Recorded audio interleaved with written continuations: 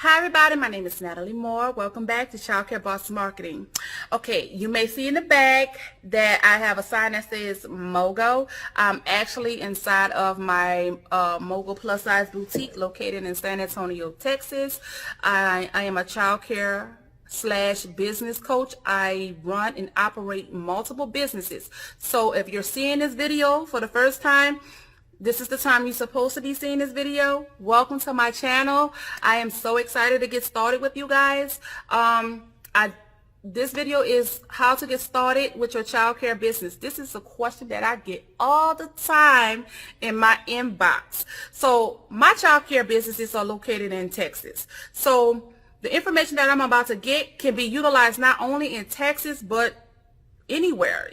These are basic steps. I'm not going to go into too many details. I'm just going to give you the basics. If you still happen to be in the San Antonio area, February 29th, 2020, I am actually hosting a free workshop located at one of my newer locations in San Antonio, Texas. So some of the information that I'm giving you on this video, I'll be giving this information live in person, but I will be going into details. So I'm not going to go into details in this video. If you want the details, you can either visit me at www.childcarebossmarketing or visit me on any of my social media platforms to get in one of my coaching programs. I have availabilities to start taking new clientele. I'm only going to take a few at a time, so this way I can dedicate all of my time to give you guys what you pay me to do, and that's to guide you on the right path to either open your childcare business or business in general. If you're already in a childcare business and you want to learn how to make residual income and make money while you're sleeping and not just depending on the income that comes inside of your childcare business by the children that you enroll, I am the coach for you.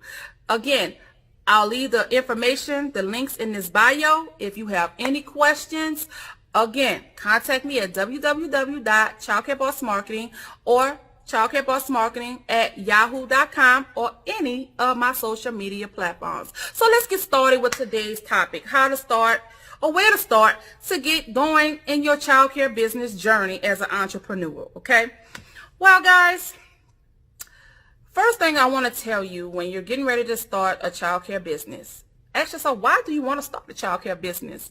And if your answer is to make money because it's money to be made in this field, please log off this video and find somebody else. And the reason why I say that like that, because you have to have a love for children to start this business. There is so much that's going on inside of the childcare business, and I feel most of the stuff that happens inside of a childcare business, it happens because that person or that company, in my personal opinion, this is just my personal opinion, it happens because they're not in it for the love of children. So they don't take the time to get the training, the knowledge, or the continuous training. They don't train their staff to keep their business moving forward. They just want to get the money, and once the money stop going, they go on to something else. So if you're only in the childcare business to make money, please log off this video, and thank you for watching. For those that's in it not just for money, but for the love of children, and they really want to see children prosper, grow, educate, and love these babies, here we go. Okay. Well, one of the things I would suggest is that you get in contact with your local childcare licensing office. If you're in the state of Texas, we have one in Houston, San Antonio, Austin is where our main office is located, and in Dallas. The same process can be with any city or state within the United States of America. Okay, guys. Once you get in contact with your childcare licensing, I know here in Texas they require us to go through orientation, where they give you all the information you need to actually get started to open your childcare. But I want to add to that, they only tell you and give you the information on the things that you need to get open. They do not prepare you for everything that comes after once you're open, okay? Now, with that being said, once you go through orientation in the state of Texas, in orientation, they will tell you, please do not submit your application unless you're ready to open up that day. Okay? I'm actually going through that process right now. It's January 10th, 2020. Welcome to 2020, guys. I'm so excited about 2020. I have so much planned. Once you turn in your application, they come out and they do an inspection. Now, if you're wanting to know how to scout a business, where do I go to find a location? I tell everybody that calls me, get your real estate agent. Real estate agents are free. You do not have to pay a real estate agent. The people that actually own the property, they are responsible for paying their commission, not you, the potential prospect. You do not pay a real estate agent to anything. The people that actually own the company and the project, the building, if you're doing a lease, will actually pay them their commission. When you're going through looking with a real estate agent, these are the keys that I want you to keep in mind. Make sure that your real estate agent is able to negotiate free rent. So if you're really trying to open on a budget, if you can negotiate some free rent, that'll give you enough time to get some things together. Make sure that real estate agent find you a location that's very visible and affordable. Don't forget to ask about if this building, if it's in a commercial setting like in a shopping strip, make sure to ask if where they offer an allowance to get the things you need for your building. I know in most cases, 95% of the time, you have an allowance. Either they're going to use the allowance for you to get what you need, like bathrooms, etc., or they'll leave it up to you to be able to use the funds in the way that you need to use the funds. If you come across a landlord that does not give you that, it's nothing wrong with that. I just prefer that. Most of the time when I find that a landlord does not want to give an allowance to get some things going inside of the business, they end up being a slumlord, and we'll talk about that in another video. This video is going to be short. It's not going to be that long because I can go on about slumlords. When you also make sure you're very visible and that you are actually surrounded by schools. I've ran across a few people in my time and some clients that they followed my instructions on getting in a strip mall, but they didn't follow the other part. Make sure there's schools around, because there are a lot of strip malls, and it may be a strip mall in a very settled location where most of the people are retired, and it's not required that they have a lot of schools around. They may not have a lot of schools around. They may not have enough traffic where it's be suitable for children. So just make sure wherever you are is on a busy street, busy area, that you're surrounded by schools. And don't worry if there's other childcare businesses in the area. Do not worry about other daycares, because from my experience, I have learned that most people like new. So if you're a new daycare surrounded by 20 locations, you're going to get full. Don't worry about it. So just make sure that you're offering something that the other child cares are not. And it's nothing wrong with going scouting out those other daycares and taking tours of those daycares, because you may be able to implement some of those things within your child care. But normally when I'm scouting a child care, I'm only looking for the things that they don't have that I can put in my program that is needed. So when you're opening your child care program, make sure that the program that you're opening and the services that you're going to be providing for the neighborhood, the community, that it is a need and not a want. What I've learned in the past 2 years, we do things to feed our egos. We do things that will make us feel good because this is what we want, and it's not what the community needs. So that's when you run into not being able to fill up your daycare. You're wondering why you're stuck at a number. You can't go no further than where you're going because you're being stubborn. You're stuck in your ego. Well, I refuse to be open past 6 p.m. or I refuse to not open before 6 a.m. I refuse to not be open on a weekend, and that may be the very thing that's needed in the neighborhood that will set you apart from your competitors, okay? So when you're starting your childcare business, please take the ego out and really do your homework on the area that you plan on opening your childcare business, okay? Now, once you work with your real estate agent and you find the perfect location, now it's time to start. By the way, if you haven't already started trying to buy pieces for your daycare, like toys and furniture and things like that, please do so.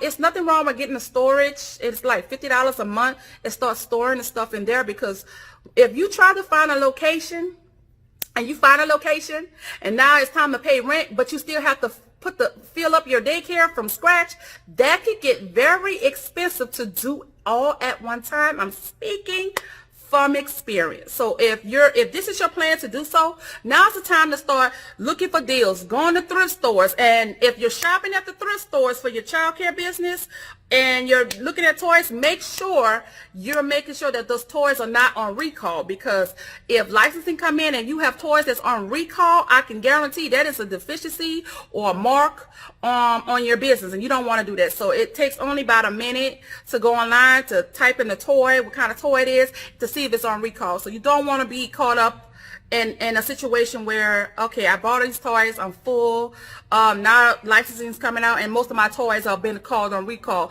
So, and that goes the same way if there's another daycare closing down and you decide to buy up their stuff, please make sure that the stuff that you're buying, like especially cribs, that they're not on recall, guys, because I ran into something like that a few years back, but luckily for me, luckily for me, I literally just brought it, but I did not leave the parking lot.